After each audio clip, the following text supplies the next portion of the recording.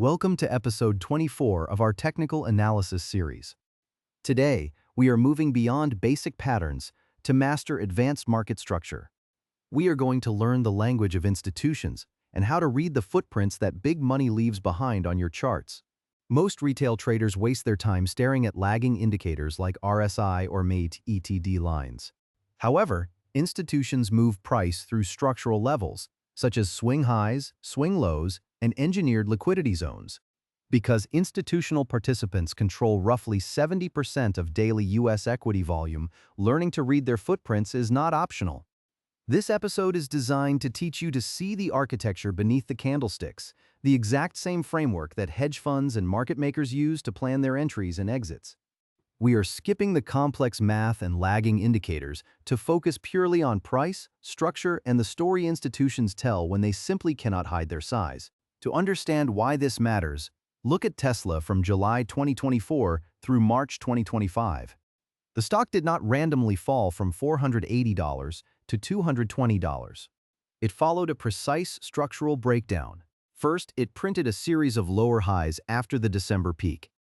Then it broke below the last higher low, which was a change of character signaling buyer exhaustion. Finally, a series of lower lows confirmed the new downtrend.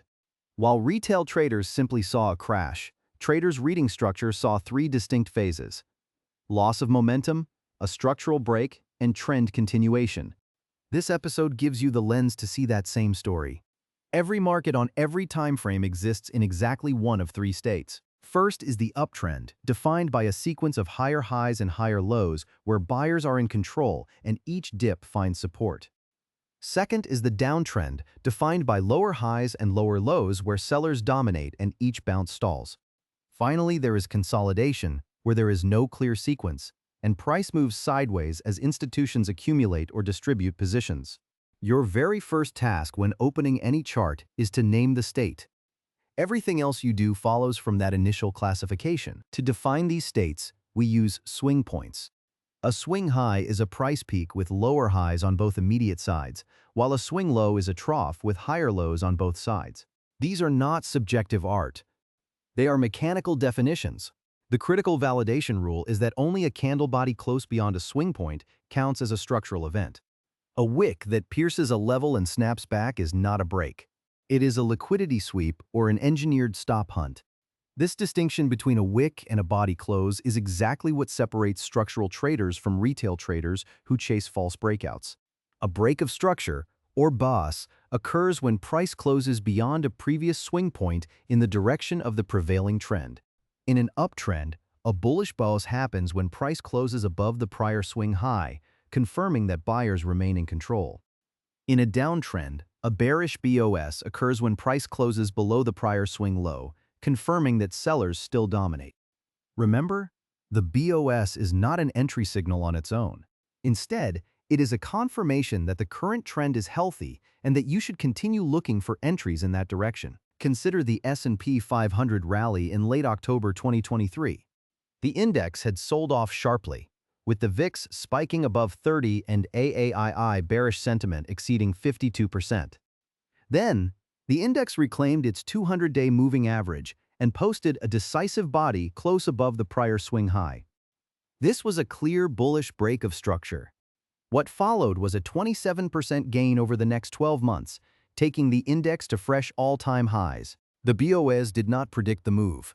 It confirmed that the structural backdrop had shifted from accumulation to trend continuation, aligning with institutional re-entry.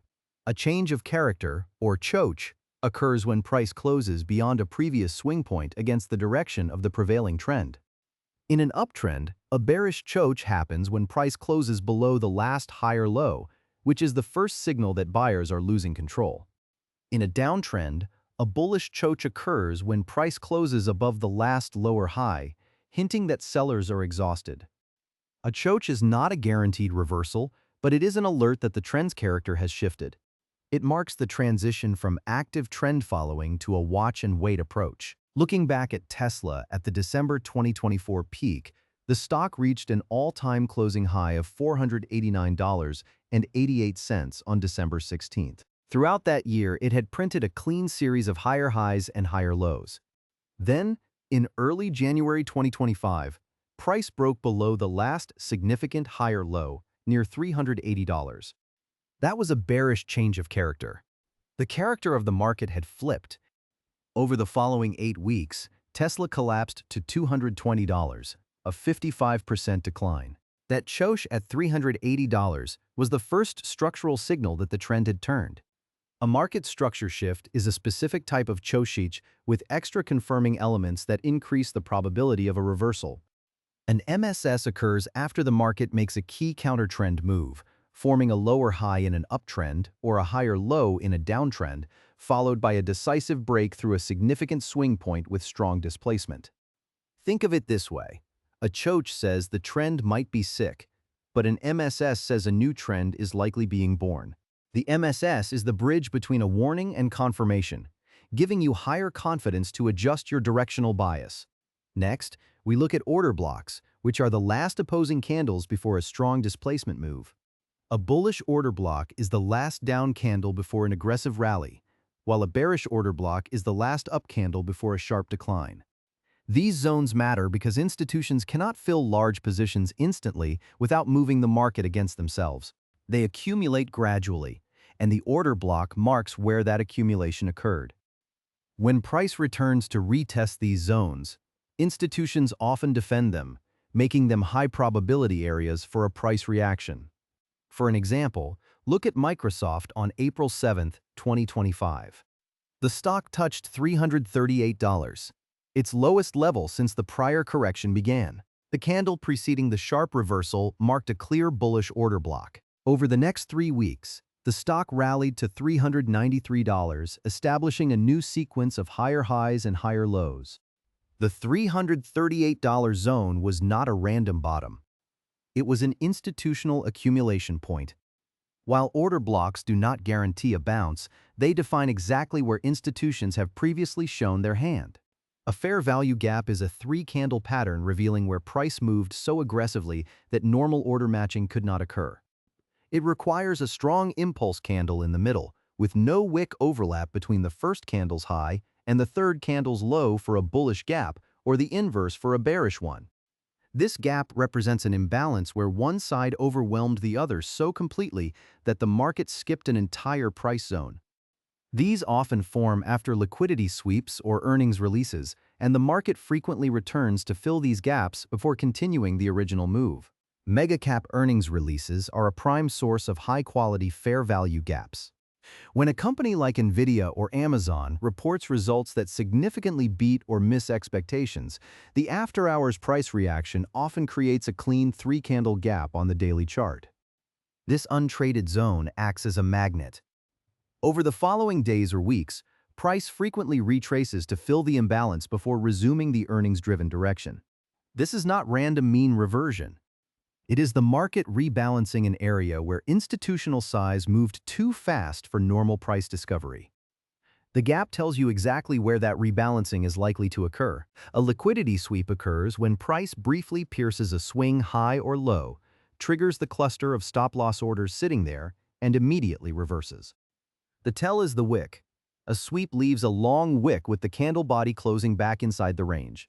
This is how institutions acquire liquidity without committing to a directional break. The difference between a sweep and a genuine BOS is the body close. A sweep wicks through and reverses, while a BOS closes beyond and holds. Retail traders see a breakout and enter. Institutions see a sweep and fade. Learning to tell them apart changes everything. The highest probability setups occur when 3 elements align in sequence. Act 1 is the liquidity sweep, where price induces retail traders into false breakouts, harvesting their stops as fuel.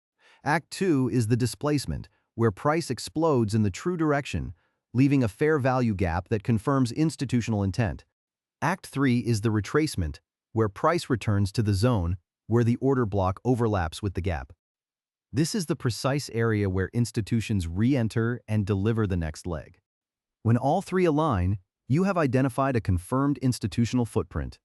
Missing any one element reduces the probability and increases your risk. To put this together, imagine a stock in a daily uptrend.